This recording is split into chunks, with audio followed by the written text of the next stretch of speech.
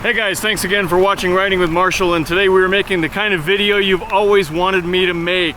Short, simple, to the point, right? So once again, this is not a Royal Enfield event, but I am here at Cheyenne Motorsports. In fact, there's the owner, Nick. Say hi, Nick. So that's Nick. Having a good time? He's a great guy. He's hosting these all these demo events. It's all lies, it's all lies. It's all lies. Next weekend we got the CF Moto event here, which is a Chinese motorcycle manufacturer. We're going to be here for that too. As you can see, there's some moisture. It's a very high humidity. It's almost like falling from the sky, and there's thunder. So what we have done here is we have ridden several Yamaha motorcycles, and by we I mean with my buddy Jeff here. Hey guys. And we're gonna get back to you on that as we ride back to Colorado, because, you know, that.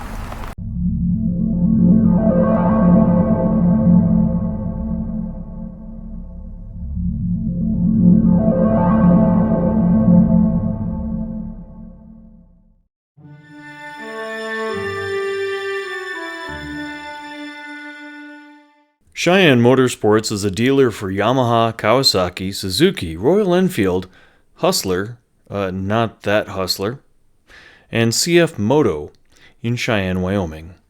They hold demo events like this one today. Royal Enfield was held a few weeks ago, and CF Moto is next weekend. The demo rides are a roughly 9-mile course with all 4 of Cheyenne's curved roads mixed in. That's Carrie's joke, the ride leader today. What will I ride first? How about the Yamaha XSR900? Easy to say, right? XSR.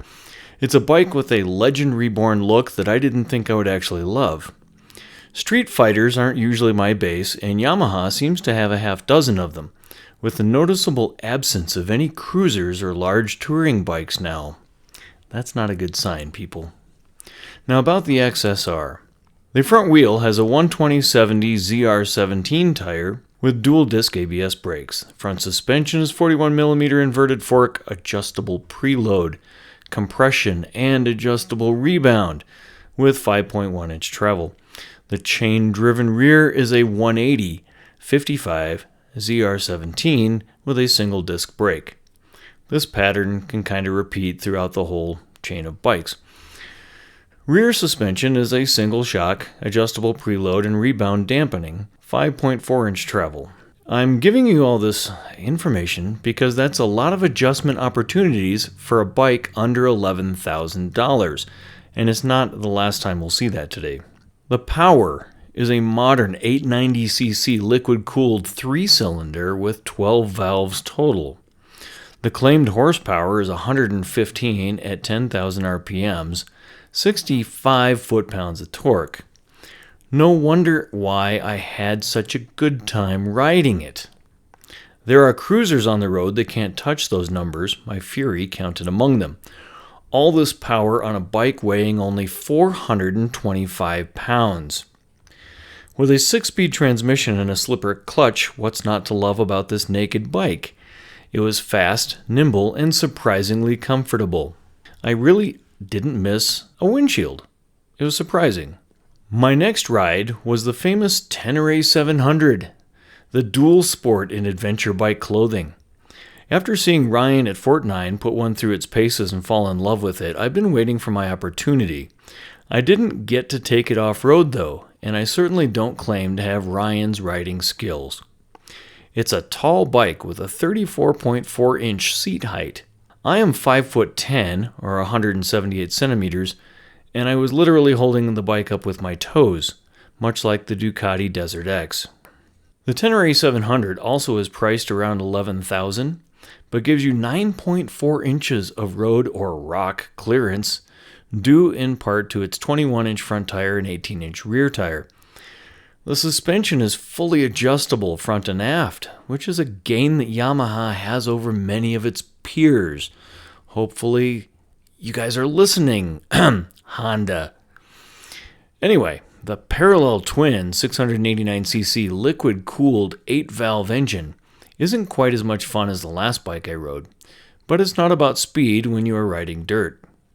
72.4 horsepower at 9,000 RPMs and 50 foot-pounds of torque are a little less than my personal Moto Guzzi V85 TT, but my bike weighs almost 100 pounds more than the Tenere's weight of 452 pounds. One note, you actually get a muffler on the Tenere. More about that in a minute. Overall, for a simple road ride, the Tenere was well controlled and easy to ride despite the height. There is one thing missing, though, for it to be a real adventure bike. I wouldn't want to adventure around the world without a cruise control. An adventure class windshield should be a thing, too. Oh, and why is this engine guard humping my right knee? I also rode the R7. My review? I'm too old to ride an R7. I'm laying on the tank. All my weight is on my wrists, and the grips are not padded by any means. I think the warranty is 1 year of chiropractor visits. There's a clutch cable in front of the display, but that doesn't matter because your neck is at a guillotine level over the windshield anyway. The only time that you are going to break your neck to try to check your speed is when you want the bragging rights for the reason why you were pulled over, if you get pulled over. 74 horsepower isn't much for a bike that's set up for track day. I'll let Yami Noob talk about the R7. I'm a noob at track bikes myself.